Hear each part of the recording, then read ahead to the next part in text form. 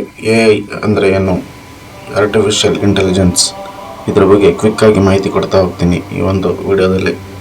Artificial general intelligence AGI ಎಂಬುದು ಸೈದ್ಧಾಂತಿಕ AI ಸಂಶೋಧನೆಯ ಕ್ಷೇತ್ರವಾಗಿದ್ದು, ಇದು ಮಾನವನಂತಹ ಬುದ್ಧಿವಂತಿಕೆಯ ಮತ್ತು ಸ್ವಯಂ ಕಲಿಸುವ ಸಾಮರ್ಥ್ಯದೊಂದಿಗೆ ಸಾಫ್ಟ್ವೇರ್ ಅನ್ನು ರಚಿಸಲು ಪ್ರಯತ್ನಿಸುತ್ತದೆ.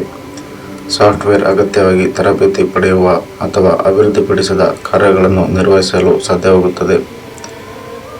ಪ್ರಸ್ತುತ ಕೃತಕ ಬುದ್ಧಿಮತ್ತೆ ಅಂದರೆ AI ತಂತ್ರಜ್ಞಾನಗಳು ಪೂರ್ವನಿರ್ಧರಿತ ದಾಯಂತಕಗಳು ಗುಂಪಿನೊಳಗೆ ಕಾರ್ಯನಿರ್ವಹಿಸುತ್ತವೆ. ಉದಾಹರಣೆಗೆ, ಇಮೇಜ್ ಗುರುತಿಸುವಿಕೆ ಮತ್ತು ಪೀಳಿಗೆಯಲ್ಲಿ ತರಬೇತಿ ಪಡೆದ AI ಮಾದರಿಗಳು ವೆಬ್ಸೈಟ್ಗಳನ್ನು ನಿರ್ಮಿಸಲು ಸಾಧ್ಯವಿಲ್ಲ. AGI ಒಂದು ಸೈದ್ಧಾಂತಿಕ ಅನ್ವೇಷಣೆ, ಸ್ವಾಯತ್ತ ಸ್ವಯಂ ನಿಯಂತ್ರಣ, ಸಮಂಜಸವಾದ ಸ್ವಯಂ ತಿಳುವಳಿಕೆ ಮತ್ತು ಹೊಸ ಕೌಶಲ್ಯಗಳನ್ನು ಕಲಿಸುವ ಸಾಮರ್ಥ್ಯವನ್ನು ಹೊಂದಿರುವ AI ವ್ಯವಸ್ಥೆಗಳ ಅಭಿವೃದ್ಧಿಪಡಿಸುತ್ತದೆ.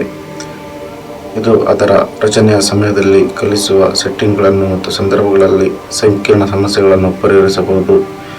ಮಾನವ ಸಾಮರ್ಥ್ಯಗಳೊಂದಿಗೆ AGI ಸೈದ್ಧಾಂತಿಕ ಪರಿಕಲ್ಪನೆ ಮತ್ತು ಸಂಶೋಧನಾ ಗುರಿಯಾಗಿ ಉಳಿದಿದೆ. AI ಮತ್ತು AGI ನಡುವಿನ ವ್ಯತ್ಯಾಸ ಏನು? ದಶಕಗಳಲ್ಲಿ AI ಸಂಶೋಧನೆಗಳು ಹಲವಾರು ಮೈಲಿಗಲ್ಲುಗಳನ್ನು ಪಟ್ಟಿ ಮಾಡಿದ್ದಾರೆ. ಅದು ನಿರ್ದಿಷ್ಟ ಕಾರ್ಯಗಳಲ್ಲಿ ಮಾನವನ ಬುದ್ಧಿಮತ್ತೆಯನ್ನು ಅನುಕರಿಸುವ ಡಿಗ್ರಿಗಳಿಗೆ ಗಣನೀಯವಾಗಿ ಮುಂದುವರಿದ ಯಂತ್ರ ಬುದ್ಧಿವಂತಿಕೆಯನ್ನು ಹೊಂದಿದೆ. ಉದಾಹರಣೆಗೆ, AI ಸಾರಾಂಶಕಾರರು ಡಾಕ್ಯುಮೆಂಟ್ಗಳಿಂದ ಪ್ರಮುಖ ಅಂಶಗಳನ್ನು ಹೊರತೆಗೆಯಲು ಮತ್ತು ಅರ್ಥವಾಗುವ ಸಾರಾಂಶಗಳನ್ನು ರಚಿಸಲು ಯಂತ್ರ ಕಲಿಕೆ ಮಾದರಿಯಲ್ಲಿ ಬಳಸುತ್ತಾರೆ.